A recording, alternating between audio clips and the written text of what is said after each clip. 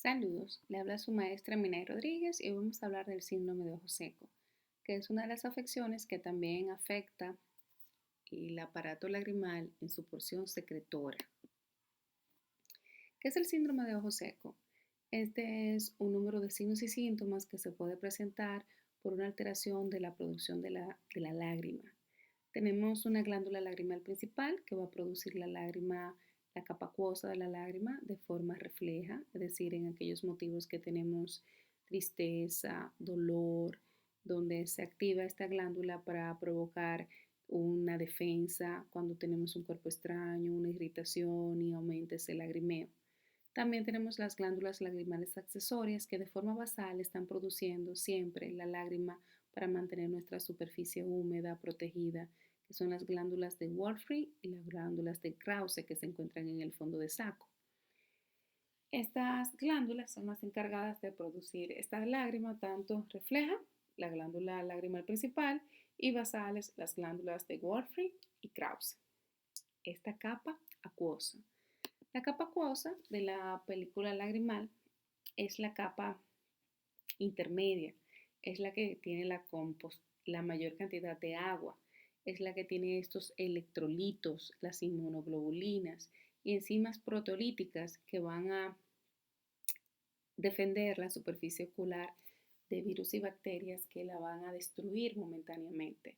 Es decir, que ella es la gran protectora, la gran protagonista de la superficie ocular y también permite lo que es llevar la destroza, eliminar los desechos de la superficie ocular y que este epitelio, tanto de la córnea y la conjuntiva, es vital para ellos esta nutrición que lleva la película lagrimal y además sabemos que a través de la atmósfera es que llega directamente el oxígeno a la córnea. Entonces, una capa acuosa que funcione a nosotros nos garantiza una buena lubricación, una buena oxigenación y una buena nutrición. Y por lo regular sabemos que esa capa acuosa se va a producir constantemente por las glándulas accesorias de Wolfram y Krause y de forma refleja en aquellos momentos de necesidad por algún tipo de afección o reflejo psicógeno o reflejo doloroso o de ayuda, la glándula lagrimal principal. Esta capa acuosa se considera la protagonista, pero ella, sin la capa mucinosa o la capa lipídica, no puede vivir, no puede estar. La capa mucinosa es producida por las glándulas de mucina o de Glovet que se encuentran en toda la conjuntiva. Esta es la capa más interna, la que se pone en contacto directo con la superficie tanto del epitelio corneal y conjuntival, permitiendo que esa capa acuosa, esa agua, se pueda adherir a este epitelio, porque sin la misma, esta no va a tener ningún tipo de adherencia, porque esta hace que los iones y los aniones de las cargas que tiene este epitelio y esta agua se puedan unir y que esa capa acuosa pueda nutrir a este epitelio. En el caso de que no tengamos mucina, no hay estabilidad y se derrama la película lagrimal y no va a unirse hacia la superficie. Y por ende la capa mucinosa es súper importante. Estas glándulas mucinosas se pueden ver alteradas con la menopausia, con la disminución de los estrógenos, por lo cual en estas personas de edad, las mujeres menopáusicas, pueden estar alteradas. La capa lipídica, que es la capa más externa, que es la que se pone en contacto con la atmósfera, con el aire, es una capa, como su nombre lo dice, oleosa y va a evitar la evaporación rápida de la lágrima que le provoca el medio ambiente. Por tanto, la capa acuosa, que es la que tiene toda la lubricación, la oxigenación y la nutrición del epitelio, tanto corneal y conjuntival, si no tiene una capa lipídica que evite su evaporación o no tiene una capa mucinosa que le permita su estabilidad y su adherencia a la superficie, no funcionaría. Y por ende, la película lagrimal está compuesta por tres capas. Una capa externa, lipídica, producida por las glándulas de meibomio, que ya la conocemos, que están en el tarso, una capa acuosa que se produce por las glándulas de Wolfram y Krause de forma basal y de forma refleja por la glándula lagrimal principal, y una capa mucinosa o interna producida por las glándulas mucinosas de la conjuntiva o también llamadas glándulas de Globet. Esta película lagrimal se va a producir con cada parpadeo. Hay un recambio de la misma, porque el parpadeo va a actuar como un ordeñador, va a apretar estas glándulas y va a permitir la nueva formación de secreciones que van a aumentar la superficie ocular, pero a la vez va a permitir el drenaje de la misma hacia los puntos lagrimales. Esa capa lipídica, inmediatamente uno hace el parpadeo, esta se reestructura, capa lipídica, capa acuosa y capa mucinosa. A medida que pasan los segundos entre un parpadeo y otro, estas van sufriendo cambios por el ambiente, hasta van adelgazando y cuando ocurre nuevamente el parpadeo, esta se restaura. Pero en los casos que tenemos disminución del parpadeo, como ocurre cuando leemos, usamos aparato electrónico, estamos en atención como en un 50%, se va deteriorando hasta que provoca un ojo seco y todas las alteraciones en el epitelio y la superficie ocular que vamos a ver aquí. Cuando tenemos un área ya de resequedad, porque se ha ido adecuadamente la lágrima, esto va a provocar que cuando el párpado roce la superficie, provoque erosión mecánica con el parpadeo. Ya esa erosión va a provocar un levantamiento, un daño de las capas superficiales epiteliales y que si continúa, no se trata, va a provocar una mayor estimulación, es decir, va a lesionar las terminaciones nerviosas que se encuentran debajo de este epitelio en la córnea y por el dolor, por el estímulo doloroso, por el roce de las terminaciones nerviosas, por ende se va a activar el reflejo del lagrimeo por la glándula lagrimal principal. Esto va a generar una superficie fractuosa, un epitelio ya no sano que va a tener algunas áreas irregulares y que con el tiempo este epitelio va a querer cambiar, va a ser una petaplasia, haciendo células que no son ya que no son tan adecuadas para estar en contacto con el párpado y estar en contacto directo con la superficie, provocando una petaplasia del epitelio y pérdida del mismo. Y este es el círculo vicioso que genera el ojo seco. Clínicamente, ¿cómo vamos a ver todos estos cambios? Bueno, cuando estamos viendo la película lagrimal debemos saber que ella es transparente, por lo cual nosotros los oftalmólogos utilizamos técnicas de tinción para poderla ver. Aquí estamos utilizando la técnica de fluoresceína. La fluoresceína es una pigmentación vegetal que va a darle un tono amarillento. Cuando ponemos la luz azul cobalto, esta va a fluorecer y se pone un verde lumínico. Vamos a ver que las áreas desvitalizadas van a captar el colorante como lo estamos viendo aquí, es decir, que aquí el epitelio está teniendo roce, está teniendo fricción y ya se está dañando y por eso estamos viendo la erosión y la fractuosidad del epitelio aquí debajo.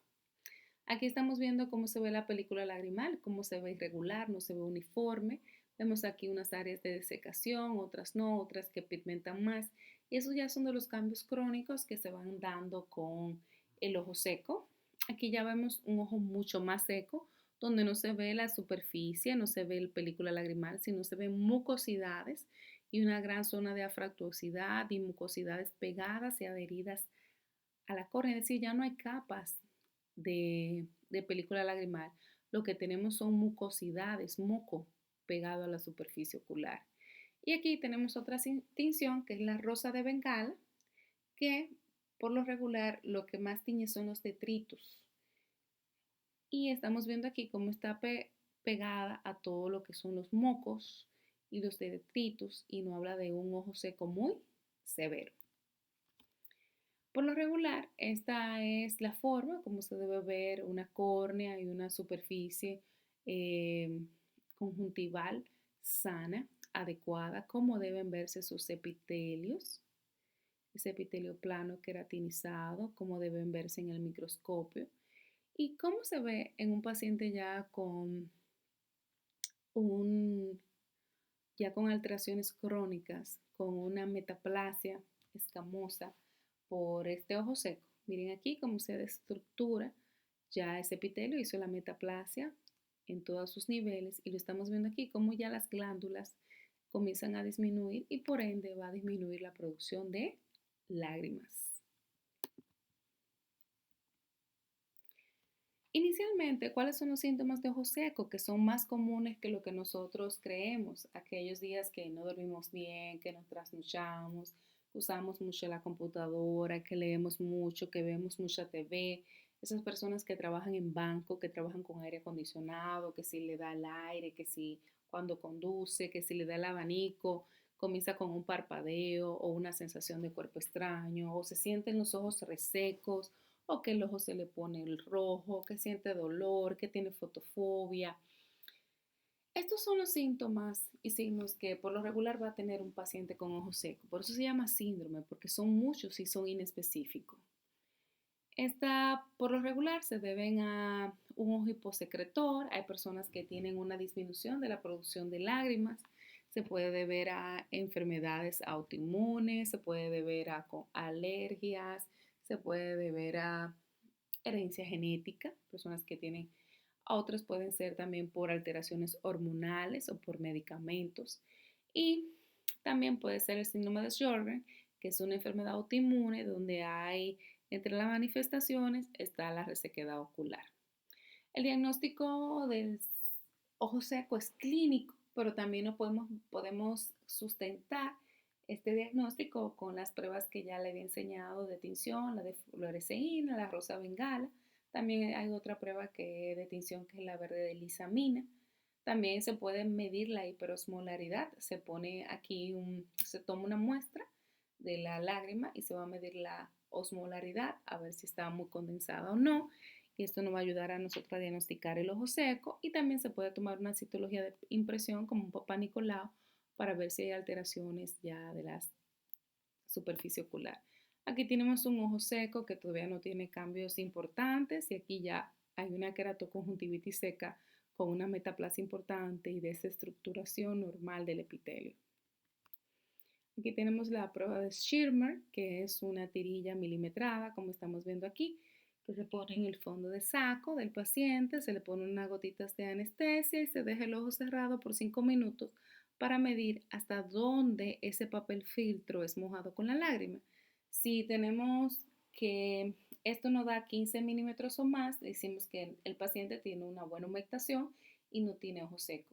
Pero si es de 15 a 10, tiene un ojo seco leve. Si es de 10 a 5, es un ojo seco moderado y si es menor de 5, es un ojo seco muy severo. El síndrome de Sjögren, que es un síndrome que no solamente se asocia a xeroftalmía, que es ojo seco, también se asocia a xerostomía, que es boca seca, como estamos viendo aquí, y artritis reumatoidea. Este puede ser primario o limitado solamente al ojo, pero también puede ser asociado a otra enfermedad autoinmune como es el lupus o la artritis reumatoidea. Todo paciente con un síndrome de ojo seco que sea ya de moderado a severo debe tener algún tipo de investigación para descartar una enfermedad autoinmune, aunque sabemos que el ojo seco de leve a moderado puede ser ocupacional. Muchas personas por su profesión, por las actividades que realiza, puede tener un ojo seco y este es muy común. Por lo cual les recomiendo a todos ustedes, estudiantes de medicina, que se compren sus lagrimitas artificiales para cuando tenga que leer mucho, evite el agotamiento ocular y el síndrome informático usando sus lubricantes. El tratamiento del ojo seco son lágrimas artificiales, este es lo que ustedes deben tratar, un ojo seco de leve a moderado, con alcohol polivilínico, metilcelulosa, hipotónicas isotónicas. También tenemos la carboximetilcelulosa y hay un gran número de lubricantes en el mercado. Traten de evitar lo que son los vasoconstrictores, que a veces lo confunden los farmacéuticos y venden los vasoconstrictores porque son más económicos como lágrimas y no lo son, sino lo que van a empeorar el ojo seco porque solamente le quita el rojo del ojo, pero altera más la superficie y empeora el ojo seco. Y hasta aquí nuestra charla de síndrome de ojo seco.